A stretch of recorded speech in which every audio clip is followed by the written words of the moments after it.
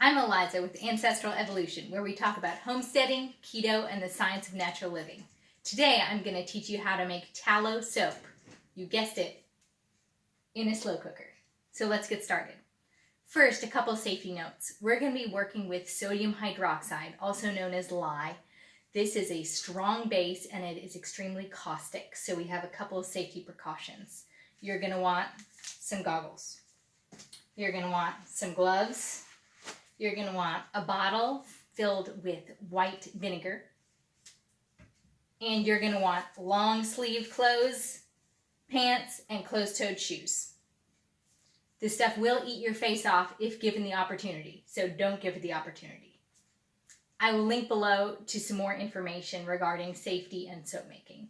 So to start with, we have 500 grams of tallow. We weighed this on our scale, and I'm just going to put this into our slow cooker and we're going to melt it.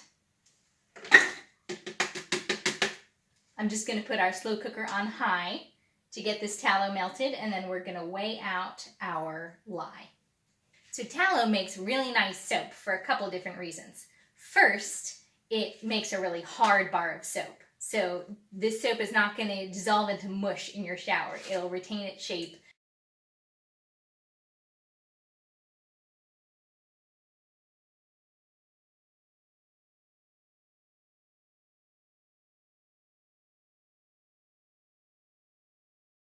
Secondly, it's really moisturizing.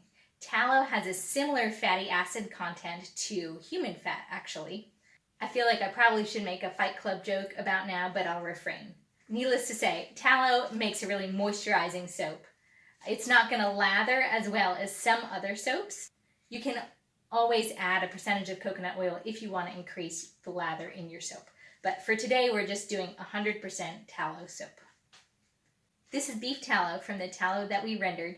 See below for a link to the video on how to render your own tallow.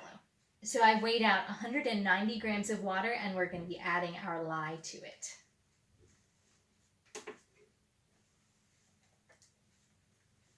Always add your lye to water, not the other way around. That's a very, very important safety note.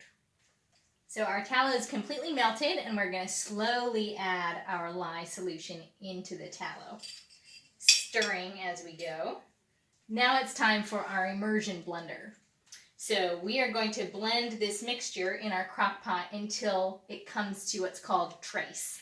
And that is like a pudding-like consistency.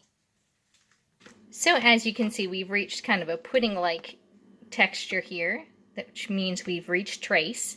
So we are just going to turn our crock pot down to low, and we're going to continue cooking this for about 45 minutes to an hour.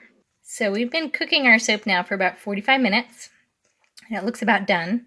As you can see, we are fully gelled here. This is kind of the consistency we're looking for. So I'm just going to add about 2 teaspoons of ground up oatmeal. Next, I'm going to add about 3 teaspoons of orange essential oil. You can also add orange zest if you have it. It makes a great addition to soap. All right, I'm going to turn our crock pot off. I'm going to stir this up really well.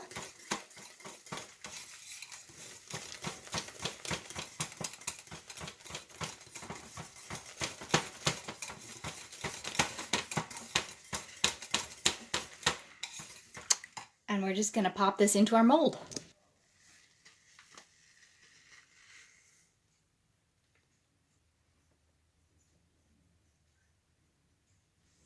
So we're going to let this sit for about 24 hours, then we're going to pop it out of our mold and cut it.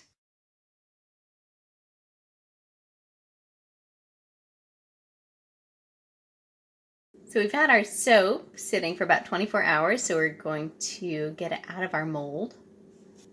I just use a silicone mold that pops into a wooden frame. Works pretty well for most things.